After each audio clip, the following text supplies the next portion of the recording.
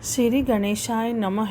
वक्रतुंड महाकाय सूर्यकोटि समप्रभ निर्विघ्नं कुरु मे देवं सर्वकार्येषु सर्वदा। अब हम गणेश जी का नाम लेकर शिव पुराण प्रारंभ करते हैं।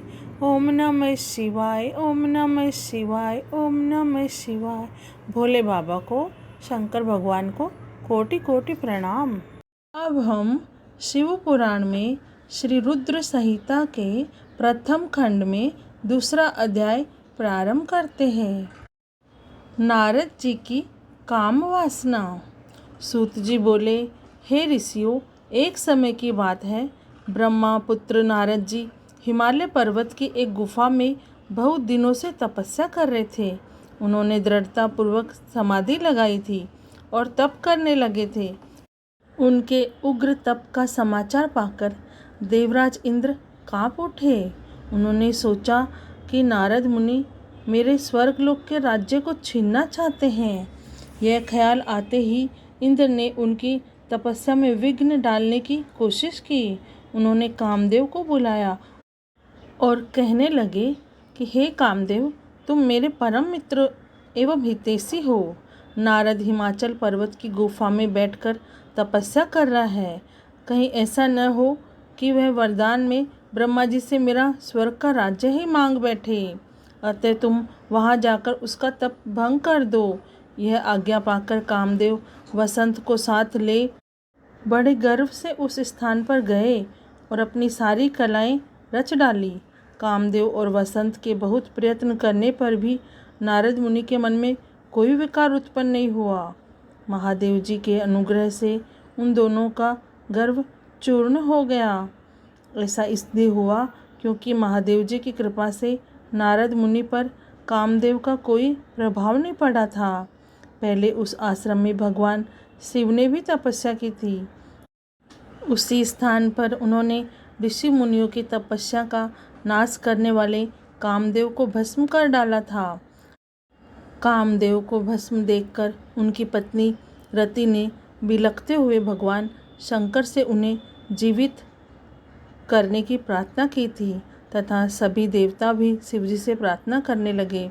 तो भगवान महादेव जी ने कहा था कि कुछ समय पश्चात कामदेव स्वयं जीवित हो जाएंगे, किंतु इस स्थान पर और इसके आसपास जहाँ तक भस्म दिखाई देती है वहाँ तक पृथ्वी पर कामदेव की माया और कामबाण का कोई प्रभाव नहीं पड़ेगा।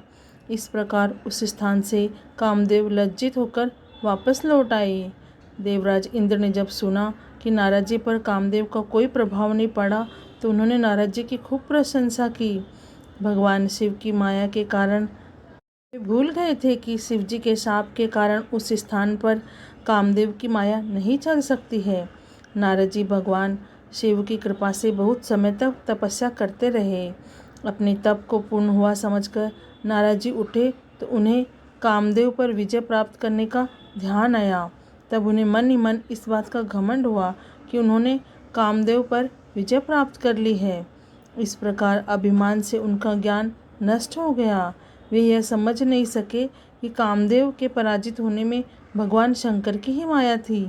तब वे अपनी काम विजय की कथा सुनाने के लिए शीघ्र ही कैलाश पर्वत जा पहुँचे और भगवान शिव को नमस्कार करके अपनी तपस्या की सफलता का समाचार और कामदेव पर विजय प्राप्त करने का समाचार कह सुनाया।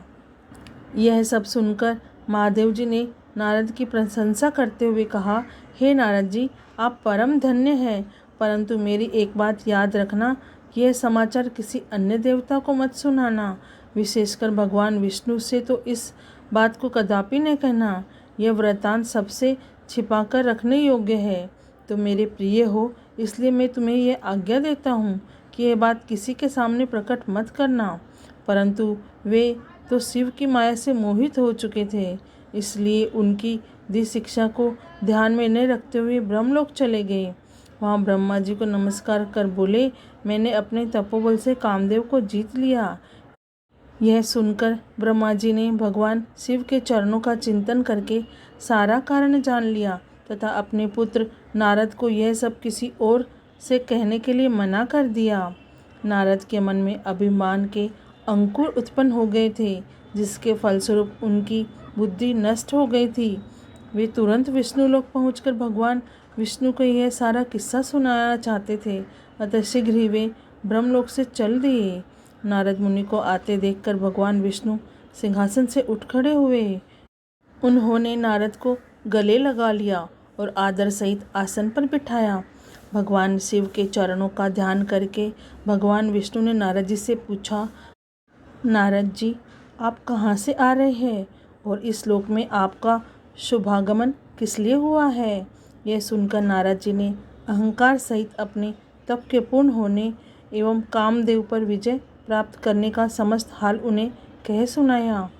भगवान विष्णु काम के विजय के असली कारण को समझ चुके थे। वे नारद जी से बोले, हे नारद जी, आपकी कीर्ति एवं निर्मल बुद्धि धन्य है। काम, क्रोध और लोभ मोह उन मनुष्यों को पीड़ित करते जो भक्तिहीन है। आप तो ज्ञान वैराग्य से युक्त एवं ब्रह्मचारी है।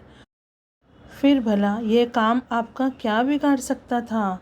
देवर्षि नारद बोले, हे भगवान, ये सब आपकी कृपा का ही फल है। आपकी कृपा के आगे कामदेव की क्या सामर्थ्य है जो मेरा कुछ बिगाड़ सके? मैं तो सदा ही निर्भय हूँ। इतना कहकर नारद जी विष्णु भगवान को नमस्कार कर वहाँ से चल दिए।